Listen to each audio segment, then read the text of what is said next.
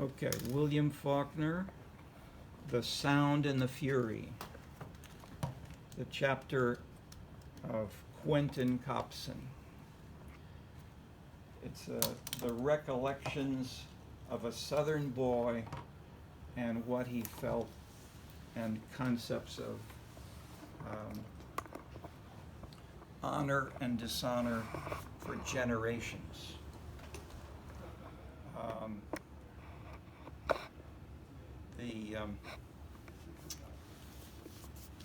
Okay, I've got one more to connect here. Let me finish this first. Okay, so this is the answer to the question of where and why were the social issues, and why don't you just could you repeat your question for the big audience out there,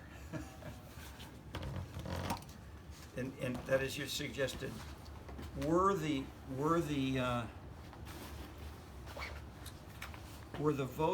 Southern voters voting left or voting for their wallets, defined by left, or either way? And my suggestion is, of course, in all periods we got many differences. But the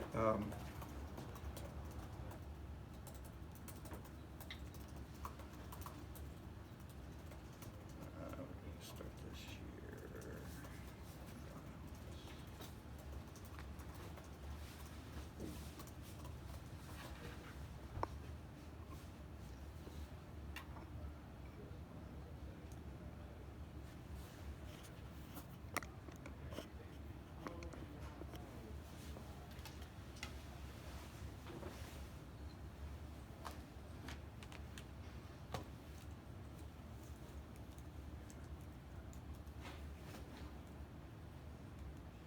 Okay.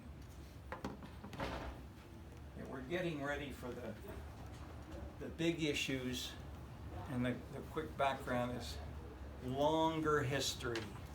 Think longer history. And that's this. We're going to do this here, and this is the answer to your specific issues as well. So you raised, George, you raised a couple of very important points leading into this just before we started the class. What was your first one? The question was regarding the south of the U.S. and it was concerning how the South used to vote left. Can you just turn the camera on him briefly?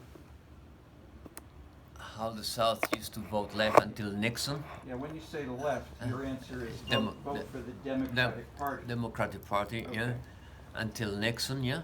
And the question was, how did they start voting left to begin with? Yeah. So why? So my question is it really left because they were called Dixiecrats, not Democrats? Although yes, they voted for the party against the Republicans, but the Republican Party really emerged with Abraham Lincoln, who freed the slaves, who fought the Civil War. The biggest war the Americans ever fought. More people were killed by far in the Civil War. Yes, it's almost blocking the block. Yeah, okay, but it's very close to the camera. That's all. It's good. Yeah, okay. It's fine. And my first answer was, what were the biggest social issues, or did social issues emerge with Nixon? No, but one reason that Nixon has been invoked, which I will say the partial yes, is that Richard Nixon reintroduced the 19th century issues, and he divided the vote among that is, he was a Republican. Nixon was a Republican. He wanted to win the votes of the Southerners. They voted for the Dixiecrats, And so he really, and they thought that the Democratic Party of the Dixiecrats would be against Abraham Lincoln. So what Nixon said was, I'm a better representative of traditional slavery, hierarchy, whites in the battles with blacks who were continuing some of the slave issues. And so it was, in that sense, it was redefining the Republican Party more toward a race issue than had been true before. But so that's the 1950s, 60s turn. But the bigger issue, which goes back to the 19th century, was the slavery as an issue, and slavery today, I would say, is still the deepest issue of social conflict in voting in the United States, even now.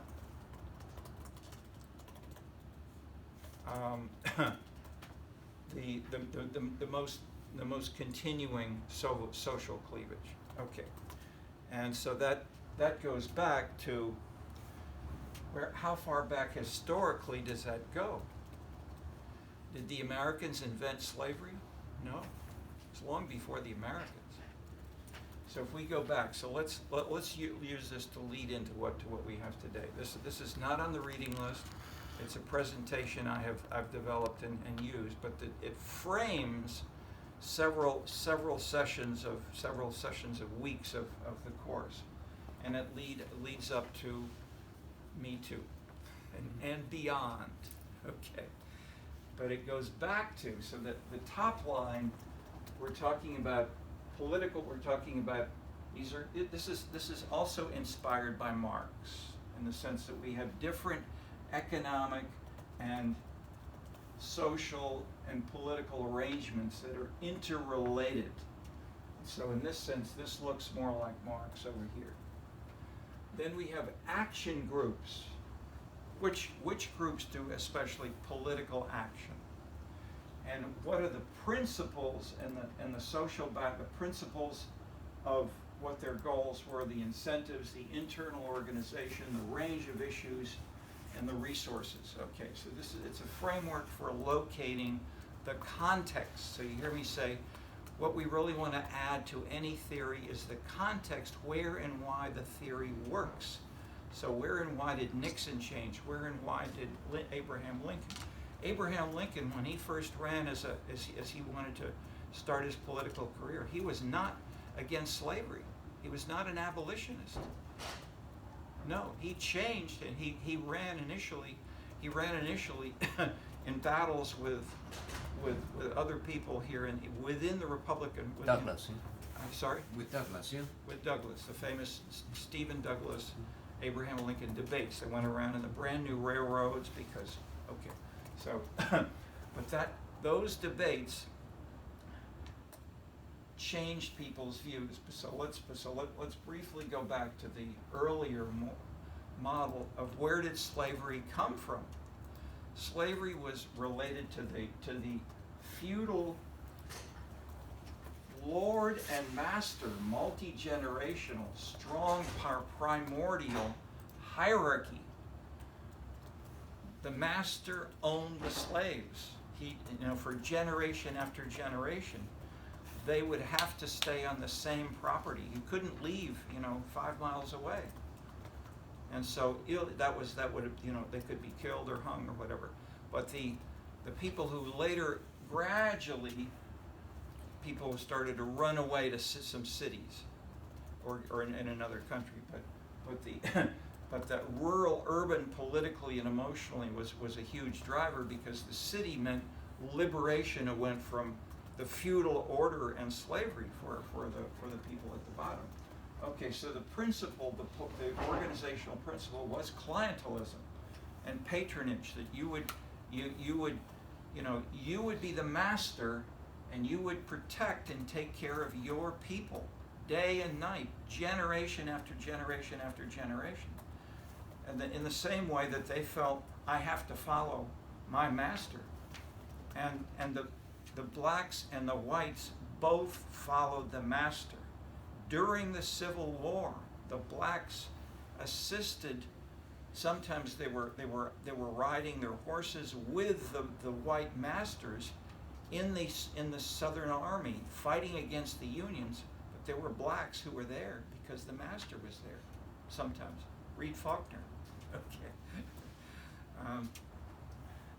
But it wasn't a sense. I mean, I'm looking at it now. There's one of his books, a fifth book. There's 4 great books. Another one's called The Unvanquished. Unvanquished means they never lost, but it's about one young guy growing up.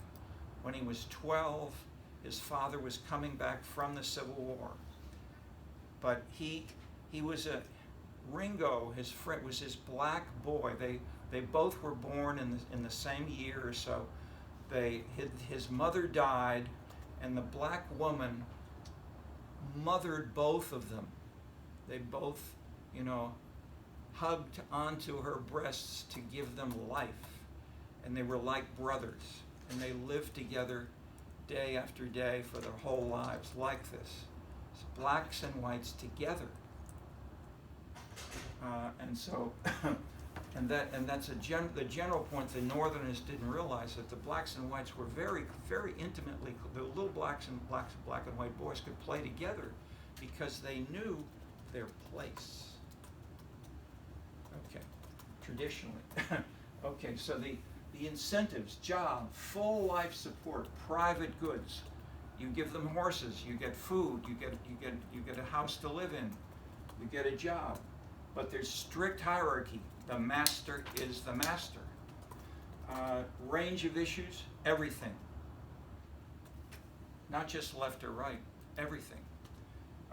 Organizational context, personal contact, and closed. You couldn't join, or you were there, or if you were in the next town, you didn't fit. Okay. So then along came industrial unions. So here we come, Marx. Owners versus managers, proletariat, capitalists, and so forth. Conflict. So instead of clientelism and patronage, we have conflict, class conflict. Incentives, jobs and pay. We have the jobs are there. We want more money for our work, and we want to eventually revolution with if it were Marx. Internal hierarchy within the organization, say a union or a factory, there was a hierarchy. That is, the owner of the factory or the managers managed the factory like a military unit, top to bottom.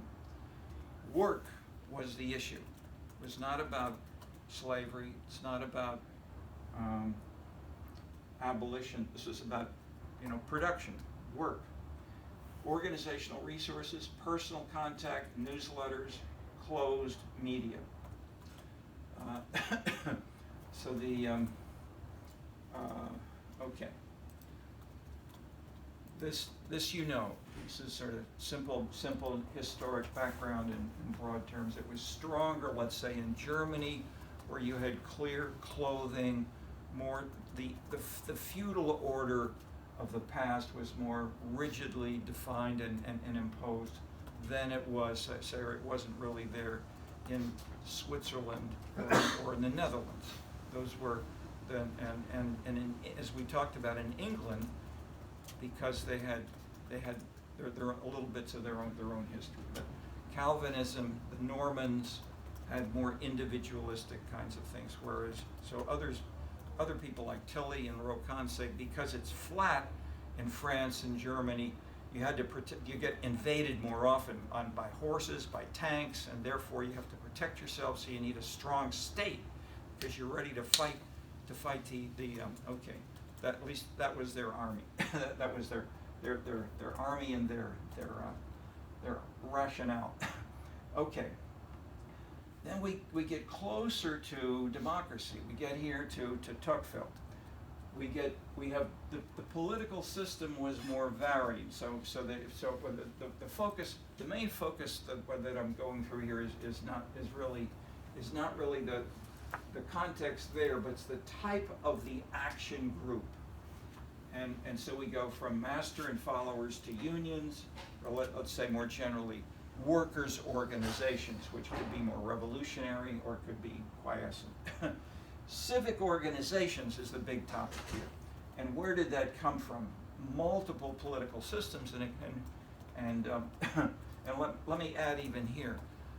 We have all of these today around us in Spain, in Japan. If we look, all of these exist and continue, but they go back to different points in history if we look for them. And it's complicated because everything is happening simultaneously. But if you look back and see what I'm trying to have you do, see the sources and where and why these different cleavages or types of action. Why do we have unions, as well as we have Trump's son is now being today in the newspaper. Trump's son-in-law went to the Middle East and he got money for his work, and from Saudi Arabia and from others. That is let's quote, the latest scandal is Kushner got lots of clientelistic. Okay, so it's right back here. Okay, clientele in very open, simple manner, at least according to this is breaking news. So I don't know if it may or may not be valid, but whatever. At least it's discussed in these terms: clientelism, open clientelism, patronage, payoffs.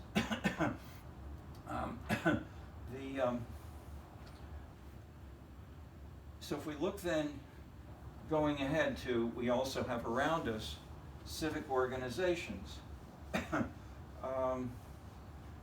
Tocqueville, social background varied, principle varied, incentives varied. There are different kinds of civic organizations: Boy Scouts, unions, churches. I mean, they're all somewhat different, as well as more classic organizational structure. Okay, this is now the difference from Me Too. The structure includes officers, membership, fees for having a membership card of the Boy Scouts, the Lions Club, the Sierra Club. Sierra Club's a very strong representative. We got the data from the membership and so forth, and we found a survey which showed the average member, at least when we found the data, of the average Sierra Club member was a member of 7 other civic organizations concerned with the environment. So those people were very active. But they were not in Boy Scouts necessarily, not in unions, not in some. That is, so people may be issue specific, but these things could be, in that strong case, very active within the dynamic of that internal organization. And the issues were usually varied and usually more issue specific, like the environment. Organizational resources, newsletters, open and closed media, personal contact. Okay. Okay, well then, if we go down, we get to, I'm going to scroll this thing up a little bit.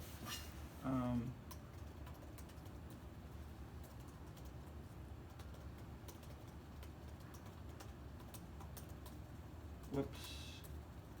No, something.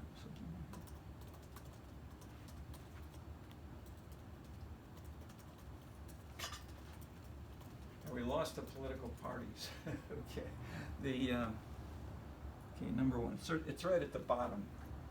Political parties. Well, things you know. Political parties, they may be sometimes based on class, based on jobs, based on other kinds of things. The principle depends on the political system, and they're clearly, the Communist Party in China is very different from other parties elsewhere. The internal organization, strict hierarchy in most of the world, the U.S. less.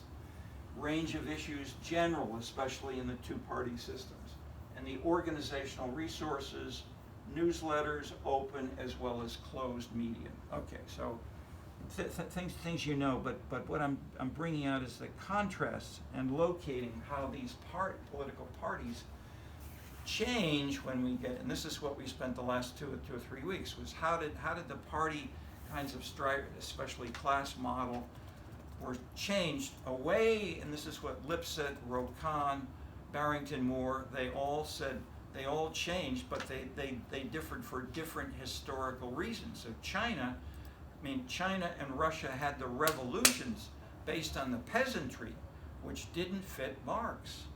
That is peasant. Marx said you have to have a revolution by a real proletariat. There's no proletariat because there wasn't any industry. They're farmers. They're peasants. But they still had the biggest revolutions in the world for China and Russia. So then back to England, by contrast, was different from Germany, etc. And so we have a theory locating where and why these contexts transform the dynamics of the parties and the issues and the unions and so forth.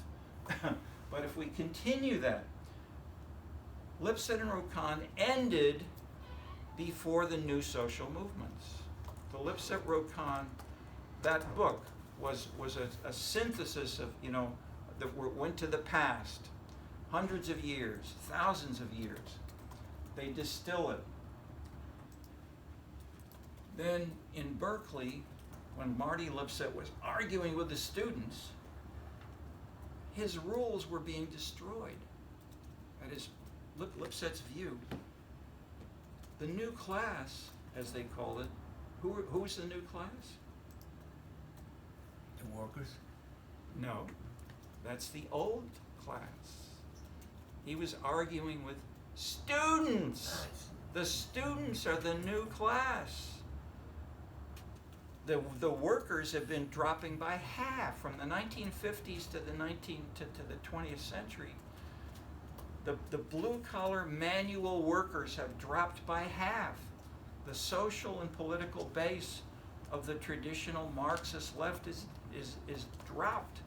And so what did the parties do when they say, we're losing the voters? What did the Democratic Party, the Republican Party, so Richard Nixon began to look around. People began to look around. Nixon embraced the environmental protection agents. Environmentalism. Margaret Thatcher was an ecologist. She said no nuclear. The right traditional conservative parties embraced, they took the issues away from the Labor Party, but the Labor Party, of course, would say, this is class politics. Abolish the foxes. You can't hunt the foxes because that's a symbol of the hierarchy. Those are aristocrats, gentry, people like that. So Margaret Thatcher said, and Richard Nixon, it's called the Southern Strategy, the New Southern Strategy, which is where it came from. But that's the top of the iceberg. I'm giving you here the iceberg. Okay, so more generally, post-industrial society, education, higher education became more national. New social movements emerged who were women, gays, peace, human rights, etc. Social background, consumption groups. This is not production. These are not about jobs. These are, voluntary membership. Principle, challenging on their issues of these social issues. Incentives, lifestyle, not material. More money, lifestyle. How do you organize your organization? Very coherent but flexible. Range of issues, issue-specific, chosen by the individual participants, highly spontaneously. Organizational structure, personal contact, newsletters, open and closed, etc. Okay, so this is the 1970s new social movements. Okay, so these are written about by Offee, by other people, but at the time they were not yet Lipset and Rokhan, Barrington Moore, That was 5 years later. 10 years later, it exploded, but they did not. It didn't exist really at that point. So.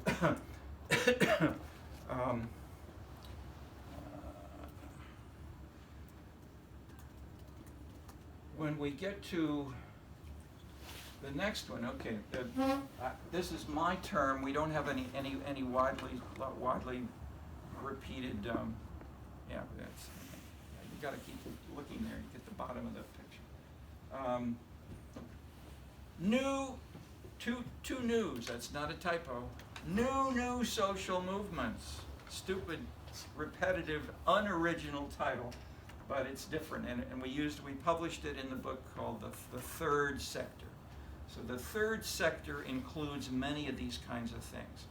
And the big differences between the 70s new social movements, so feminists, peace, gays, and so forth, they were structured. I mean, they wanted their model was the unions or the civil rights organizations of the blacks, hierarchy. They were fighting against that. The new social movements are almost the children or the next generation of type of organization. I asked students here in class once, what do you remember? You were too young, but what did you hear growing up about your parents when they participated in 1968? And one woman said, my mother was a student at Berkeley, and the police were there, and she came up and she spat in his face. And later on, they were married. They had me as a child, and 20 years later, the father became more and more green on social issues, and the mother became more conservative. And so she was tracing the generation to generation, but the former policeman and the former student changed their politics over time, and the child in turn said, what's my politics? What are my values? And we could have much more voluntary volatility, highly individualistic, ad hoc issues. No board of directors, no officers, no membership, no cards, no newsletters. Any individual could choose what they wanted to. If they could buy their own ticket. So here I'll flash forward another great example. A woman who was a student at UIC. She came with her professor, who was a professor of communication at UIC, and they were really studying environmental and these new organizations internationally. Another one was the what's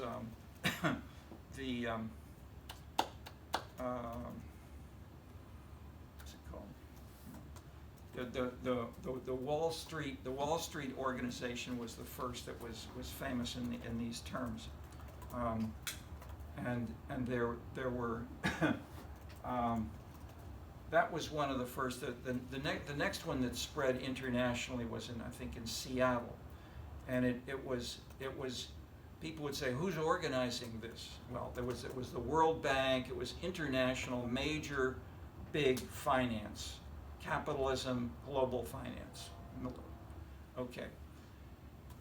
The opposition was new social movements, unions, left parties, some, but many were people like this woman at UIC. She said, I bought my own ticket, and I went to Seattle because I wanted to be part of this movement. And did or were you part of an organization? No. How many others did you meet in Seattle were doing things through a structure, an organization, or did you do it individually? I mean, there were some of each. There were students. I had many students here from the USC. The USC students were doing little bits of ethnographies, and you know, they wrote papers. Who was there? I mean, what? And so I was there myself. I mean, I was biking around. I was watching this stuff day after day, and when we had these kinds of activities, hundreds and hundreds of the police, the National Guard, the soldiers, etc. And the students were there taking photographs, laughing, stopping at the bars. So the students wrote papers and said, this wasn't a serious event. People were having fun. Most of the USC, the strong leaders of the organizations were disgusted with those people out there having fun in the street, you know, just laughing or spitting at the police. They didn't spit at the police. I bike and then I listened to some of the discussion. There was one woman who started to say, "We really ought to have more focus on the issues," said something like that. Someone said to her, "Be careful, we're not supposed to taunt the police or any of the law enforcement people. We're having a very moderated, calm, no violence, no threats, don't raise your voice." Students said, I mean, the protesters said to each other, you know, don't spit, have fun. He didn't say have fun, but this was a revolution. Okay. Just one more example. I knew a Swedish professor, sociology, from Sweden. He grew up in the 60s, and he knew about. He's part of the new social movement, environmental. He published books on the environment. So I said, "What's your son doing?" "Oh, my son he's not serious. He's not doing anything significant." But what's he do? He and his friends found an empty house, and they moved in. They're not paying any rent, and they do fun things. They support environmental issues, but they don't join the organizations that will really do something. The father did not recognize his own son on the same issues as he was studying, was using a new tactic, a new way of doing things. More individualism, which the father did not even recognize was a social, political movement. But, you know, I would say more people, well, some people got this message, but I was saying this 20 years ago, and so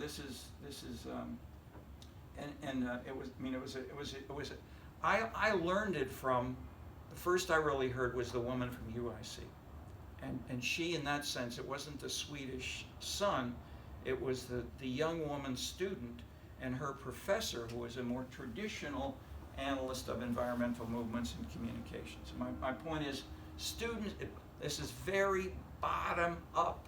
The driver was not Lenin. The driver was the media, social media, learning about stuff from the students. Okay, then we get to the next. I guess we're at the bottom line here of the political system is post-industrial, much more high education, more local neighborhood kinds of activities, and what's the bottom line down there called scenes.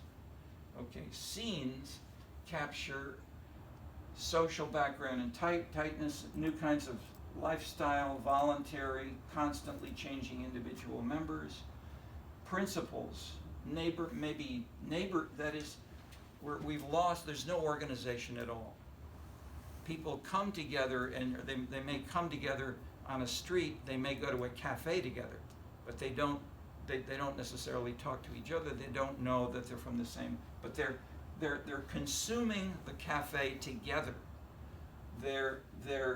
It's multi-dimensional in the sense that some may be bohemian, some may be Disney heaven suburb, some may be, that is, very different kinds of scenes define and attract them.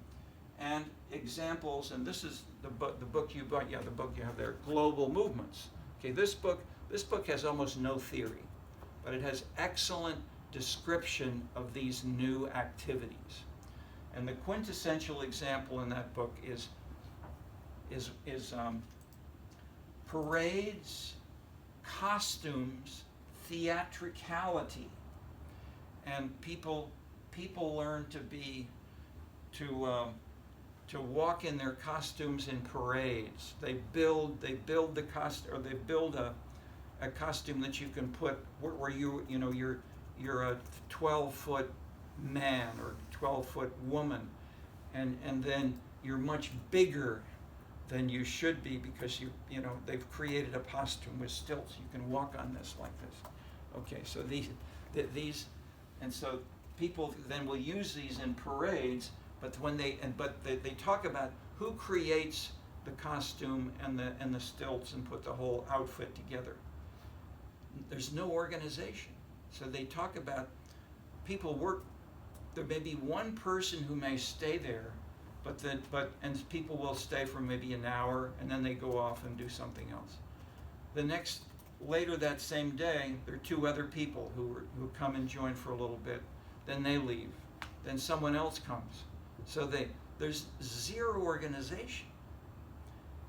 Each individual shows up, and so that's what's described in that book.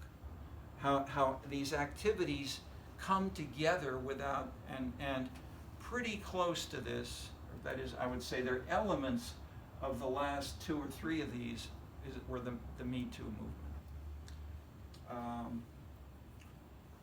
So you see the bottom lines. Each scene, no organization, lifestyle, consumption, and we have all of these going on simultaneously on this campus today. Okay. Reactions?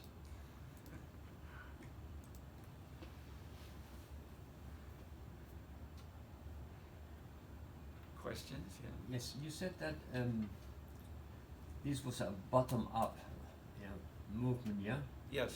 Driven by the media, and it was more individualistic, yeah? Yes. Which is the liberal theory, right? Well, liberal in which, liberal in has many a couple of meanings.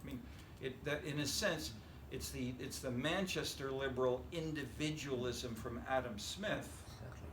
But it's also the liberalism of the American 1950s, Adlai Stevenson, social tolerance, Bill Clinton's, Bill Clinton is transitional. I shouldn't go for that. Say Adlai Stevenson,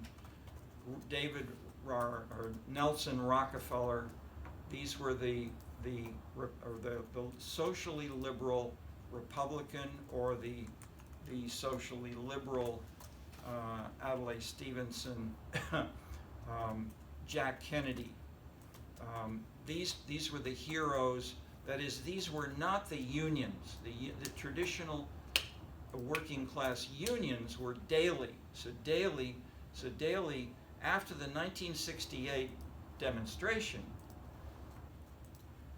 when the students, this was the height of the Vietnam War, the student activists came to Chicago and they said, we want to come into the Democratic Party union, and we want to vote, we want to discuss, so this is certainly something which Trump had in mind in January, not very long ago, with that crowd. That was like the 1968 students saying, we want to be part of the Democratic Party. And what did Daley do?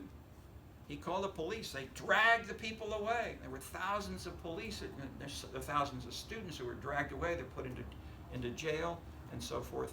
And all the cameras, the television cameras, showed this to the rest of the U.S.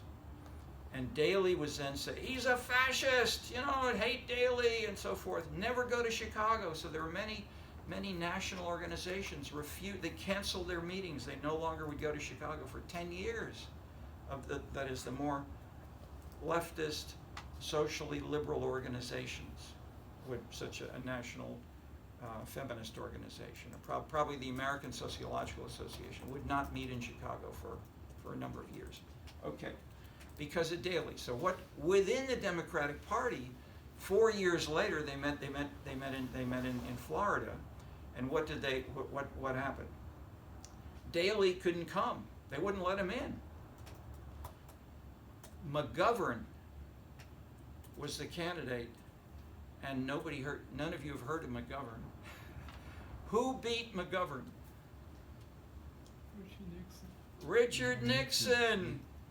And what was the end of class politics in America according to some simple measures? How many blue-collar voters, well, how did Richard Nixon get elected?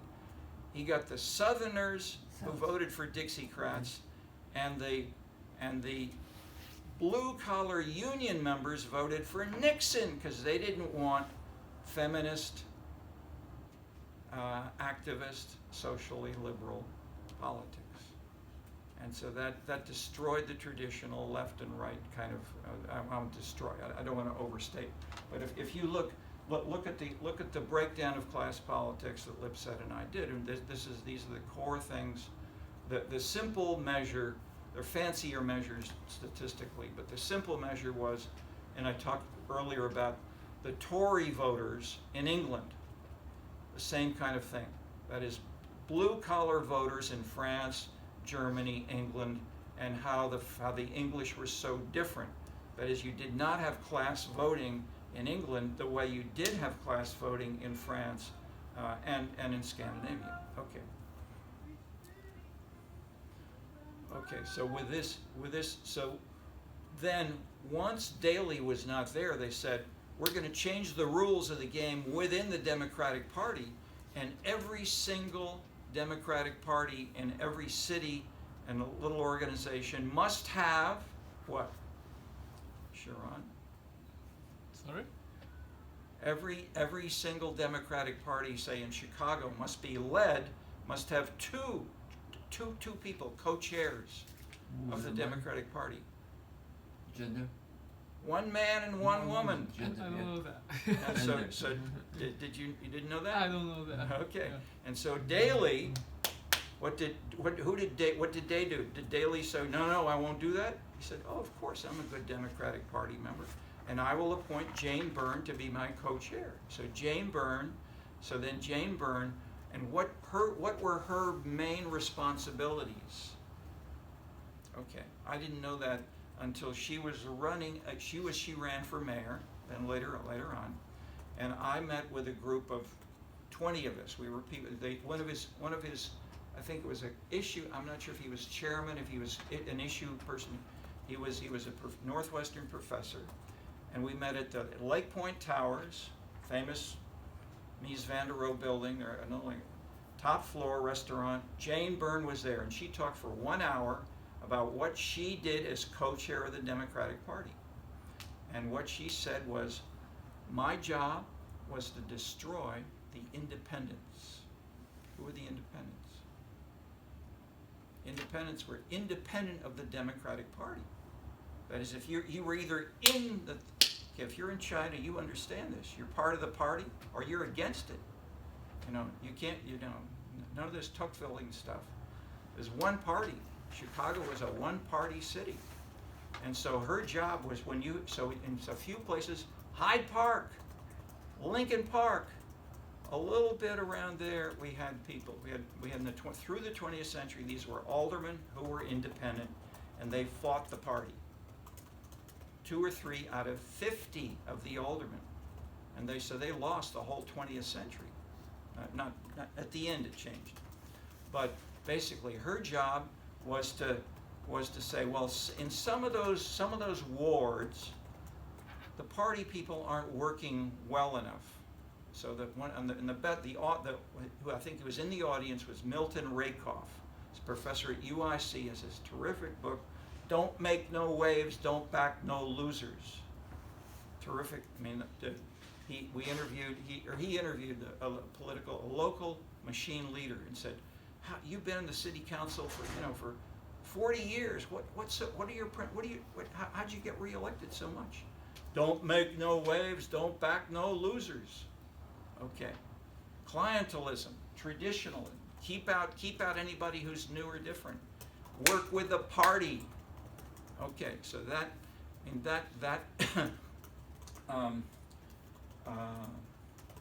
so we were in the audience, 20 people, so smart mostly political scientists who were writing books about how the machine worked. And so she was saying, of course, I want to show you how we did it better. And she said about 3 times we didn't use any money. I didn't have any money. But she also was later on was famous for saying, when she became mayor, she used more clientelism and gave away more cash, more clientelism in dollar amounts than ever in the history of Chicago. But she gave chickens to every family at Christmas time, and it wasn't because of power or votes, it was because of love. I gave you love at Christmas. Okay, that's Jane Byrne. Okay, quote unquote. All right. So Jane Byrne, as she talked to us for an hour, she said, what did she do to destroy these little new emerging organizations like women's groups, peace movements, LGBTQ, that kind of stuff. She destroyed them all. But but most of all, she would build up. She would support them. Should I say support? Money? Maybe not. Maybe staff, maybe something else, we don't know. But why was she doing this? To tell the regulars, the regular Democratic Party organizing people. So Milton Rakoff, who wrote the book, he was a Soviet specialist on the Communist Party in Russia. That's what he did for half his career. Then at the end of his career, he understood how the Communist Party did things in Russia. So he turned to Chicago. He said, it looks sort of like Moscow. And so, but then he went to Daley. He said, I've been working. He then went to the meeting, the private meeting of the Cook County Democratic Party organization chaired by Daley I, and said, I would like to be slated for the Democratic Party candidate for a low-level office because I've been working for the party for a number of years. And Daley asked one question: how come you lost your own precinct? And Rakoff said, voter apathy. And so Daley said, thank you very much. Okay, so then later on, as soon as he was out of the room, we heard from another person. Daley said, there's no such thing as voter apathy. It's only bad precinct captains. He's a bad precinct captain. He won't be slated for anything. Okay. Any more? So all these things are interpenetrating. Or let me flash forward. I go to meetings via Zoom in China now. We're working with these people. We're talking with people about, for instance, there's some neighborhoods that were torn down, hundreds of little homes, and especially shops. So they lost a shopping center. Said, okay, we want to make it beautiful and new. We want to make the new city and more, but we want to. How can we make it more responsive? Which shops should we have which would be attractive?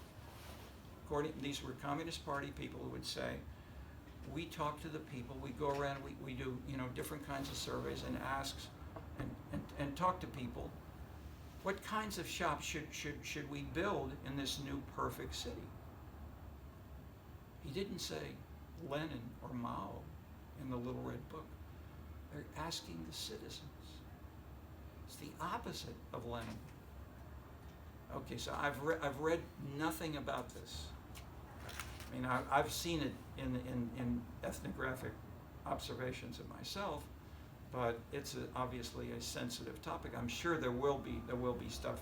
The things that where it'll come from will be from Chinese Americans who are doing ethnographic field work who may see this and they'll start to write about it 5 years, abroad. And the same thing happened in Europe when the strong parties in Italy and France, even in England at the beginning, the political scientists, the public administration people they were called, I mean, they would say, the party controls everything, the state dominates all, and so forth. And so the people who showed they were wrong were American PhD students who they'd go around, and I'd see them, and they'd come back. We'd hear these presentations at the professional meetings. They said, well, the old view in Italy is this, but I mean that the party controls everything. But I mean, or I taught deliberately for that reason. I went to Florence. I wanted to understand, how is Italy different? And they just elected a new mayor. He was a professor of physics at the University of Florence, a very smart guy. And so the political science and sociologist people, it's a joint department, and they said, this new mayor, he doesn't understand politics. He's stupid. He didn't go to the party. He's not a graduate of the party school. He doesn't know how to do clientelism. And so he was doing issues of the environment, environmentalism. That's not Italian politics. That's some kind of international stuff. But it's not. He's not a real Italian. He's going to die soon. Okay. All right. So I'm giving you a mixture of ethnographic stuff. When you're doing cutting edge and you're seeing these cutting edge things, I'm learning from you. I learn from students. They are, and if you look for new things, you can find them. But if you follow, more traditional ideology, or not just ideology, social science as it was taught at the time, you say, that mayor, that professor of physics, he's stupid. He didn't graduate from the party school. You'd learn that in class. Okay. So be prepared if you want to understand the history of Italian party politics. It's critical, for sure. But if you want to see the new things happening also within Italy, etc. Italy has a lot of small parties. After Berlusconi, I think I even asked you the question. What destroyed the old party system in Italy? Christian Democrats, socialists, communists, that was everything. Strong, hierarchical, clientelistic.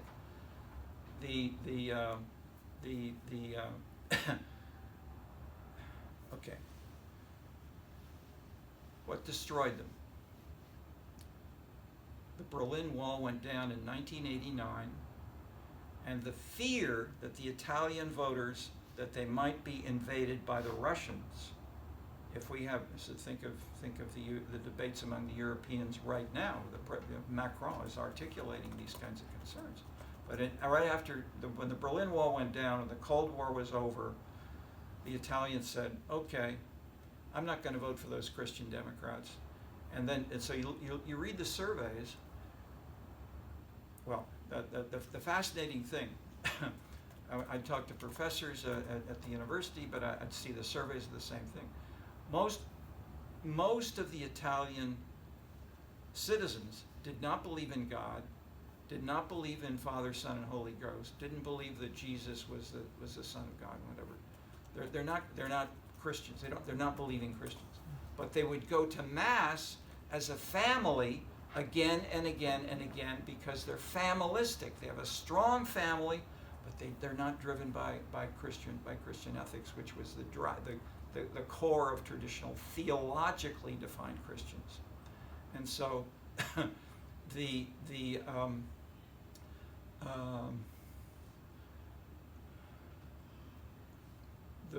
point of this was the base of the Christian Democratic Party was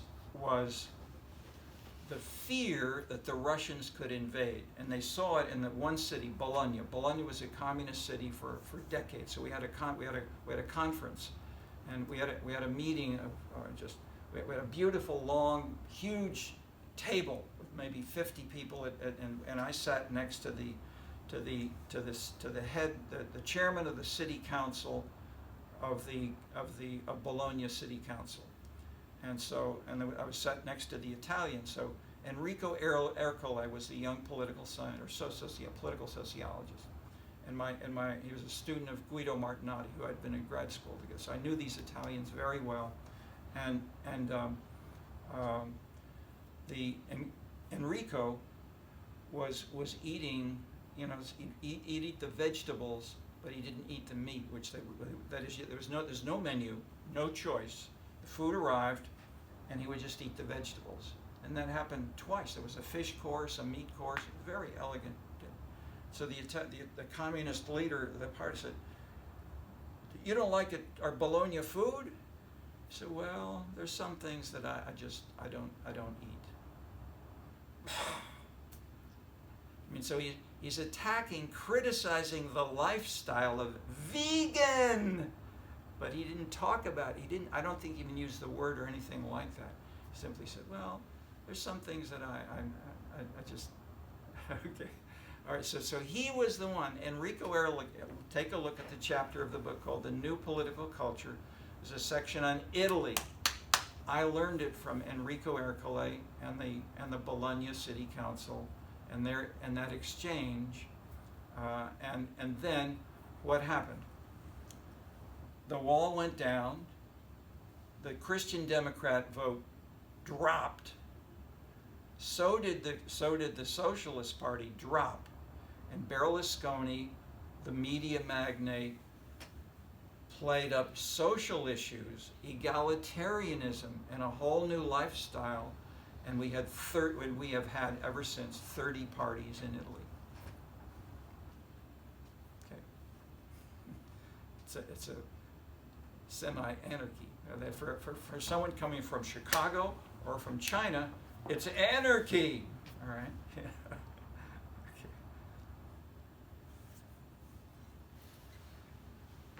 Okay. Comments, questions from anybody?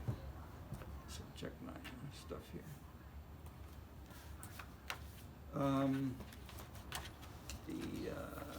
Where's my soul? I'll say a couple of things about any other readings, but what I'm mainly giving you is obviously the context, not the specifics that people more often talk about. But if we look at the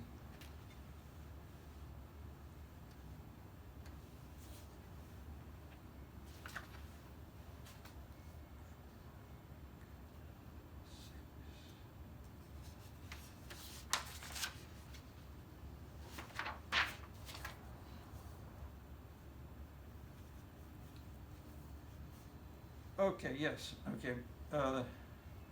Russell Dalton, The Good Citizen. Lots of good bits of surveys with simple tables showing different responsiveness, different types of organizing. That is, you can see all the kinds of things here, but he has no theory like this.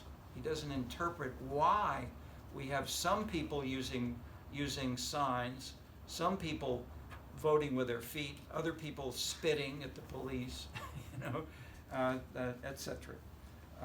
Whereas still the most important in the U.S. at the time of those surveys were petitions and voting.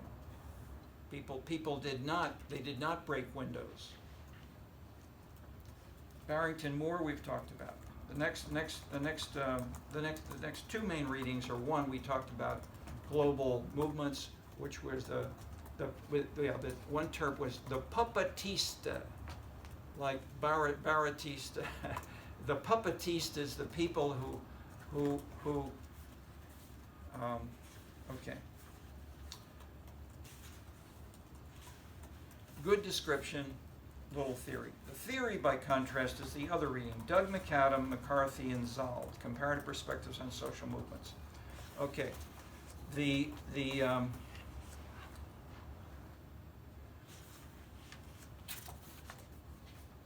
Three big concepts. What are they? Anybody? This has the 2 stars. Anybody? This I'm talking around this, hoping you may know about this. Anybody? Can you? What are the 3 big points of the book that you need to take away? I'll tell you if you can't tell us, but it looks as if you're looking at your notes, but you're not. Well, Nobody. Not in your head. Okay. Oh, wait. Almost. Was it the political opportunities or blessing structures in that framing process? Yes. That's it. Okay. Let's just tell us a word or 2 more for the others. I think the political opportunities is more about opportunity structure. This Right. is 3 words. So, like the political climate and whether people, have opportunities to sort of like generate movement for a cause. And so I think this is when he talks about like the relative openness or closure of the political system, like stability of elite alignments, presence of elite allies, and the state's capacity and propensity for oppression. Yeah, And okay, then- let me stop for just a second here. The background was, at the beginning of these things happening in the Europe and the US, you had lots of little focused descriptions of individual new movements, like women and the environment and gays, for instance, in one city like Florence. But they would often be conflicting. That is, there'd be different stories, different kinds of dynamics. Who's the lead? Who's in the lead? Why? And so forth. And so they mostly, they tried to explain. These were often sociologists or people trying to explain the theory with the social base, like the rich versus the poor, or the women versus the men, and that would lead to the ideology. So these guys came along. These 3 people said, that doesn't always work, and we have conflicts. We're getting different results. And how can we explain where and why the different new social movements are different from each other? Okay, so then the answer was what you're giving us, the next step, these three ideas. So one is the opportunity structure, and that's the example in a sense of the Italy. The Italy after the Berlin Wall went down was a new Italy. That is the opportunity, the most dramatic, the simplest and dramatic one, again, is Germany and Italy. The Greens, I've told you this briefly, the Greens said, they knocked on the doors of the socialists and the communists in Germany and Italy, and they said, bring in your green issues, we're environmentalists, please, why don't you add this to, you need, that is, I don't know if they said, the blue-collar workers of Italy and Germany have dropped by half. You don't have any voters anymore, the way you did before. You've lost half your support. Embrace new issues. Greens, we are bringing you the new issues. And what did the communists and socialists say in those 4 examples? Get out of here. Don't make no waves. Who sent you? Or the other, this is Milton Rakoff, other title. First year of law school at the University of Chicago. Famous, later politically successful, important political leader in Chicago. First year law school, he went to a local Democratic Party nearby and said, I want to volunteer, I want to work for the party, I want to help you. And the party leader said, who sent you? And what was the student's reply? Nobody. And what did the party leader say? We don't want nobody sent. We don't want nobody sent. Okay? So the Italy of that same style was said to the Greens in Italy and to Germany, we don't want nobody sent. And so they said, we're the party of the proletariat, period. You Greens, this is lifestyle, that kind of stuff? No. And so what did they do? They became terrorists. They blew up trains. They kidnapped political leaders. They killed people. Yeah, the Red The Red Brigade. the Red Brigade in Germany, yeah. Yeah.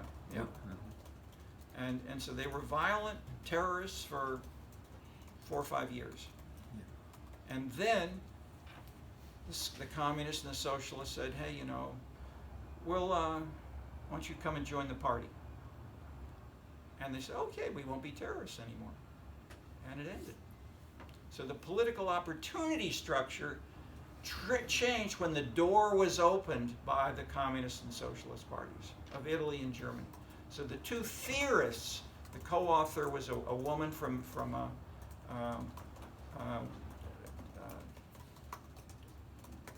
Della Porte from Florence, and the top German, the two of the theorists of new social movements. That was the Meinhofer, yeah, movement, yeah, the Meinhofer, yes, and the Red Brigade. Yes, exactly. So where these were critical, but they're the most powerful example of the political opportunity structure changing and transforming the tactics and the style away from what it had been. And so they marched later on. They marched in successfully to the with the Greek. Sorry, I'm mixing two things. I'll drop that. Okay, so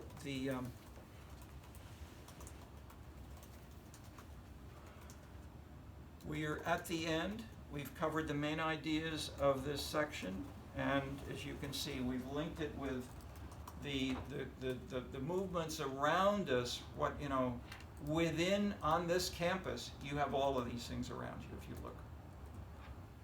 But where and why most of these people wouldn't say, yeah, I'm following a I'm a 1970s new social movement, or I'm a 19th century, 150 years before Nixon. They said end slavery and abolish alcohol. So the two other concepts, just briefly, are in the book are the mobilizing structures and then the framing processes. Okay, so mobilizing structure is things in the far right here: newsletters, membership, contacts, websites, iPhones, texting. Build these, and that's important for a new social movement. And the last one is called the framing processes. Framing, F-R-A-M-I-N-G, and framing is, in a sense, an entree to bringing in culture, ideas, ideology, and how you redefine an issue of saying that professor of physics at Florence, he's stupid, because he's just a stupid physicist. He didn't go to the party school who taught you how to be a real politician. Okay, so reframing is to say, physics theory or new stuff like the environment is not real politics. Okay. End of the show for today, but this is the background. We'll carry on, that is, we'll carry this on next week, and we'll see where the pieces then get filled in more fully in the next sections of the course. So read on, and we will try to continue. But this is the context leading into that. Yeah. Is that the reason why the Red Brigade is the only terrorist group that was not looking for territory in Europe? Like the ERA in Ireland, they were looking for territory, ETA was looking for territory in northern Spain, and the Red Brigades were the only ones not looking for territory. They were only political terrorist group. People that I'd say my simple answer is no. People have been using violence for thousands of years. Now they can use fancy bombs and electronic stuff, but the cavemen, they'd kill each other as well. And militias, terrorism, certainly is not new in the history of the world.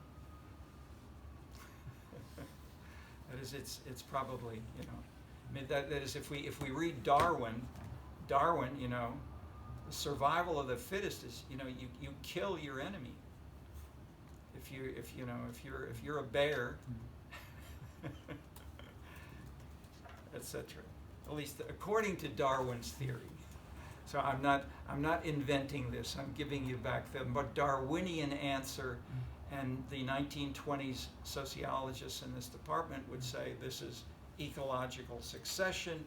ecological invasion, ecological conflict, and these were urban dynamics and processes were Darwinian, or then they called social Darwinism in the late 19th century onward, led into this at Yale and in England.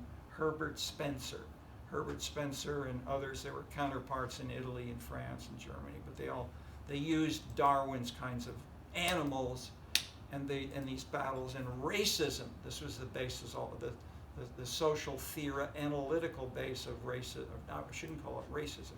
Race. I mean, they called race. Race was in social science interpretation. It was very popular, and it linked with Darwinian roots. Okay. Thank you for today.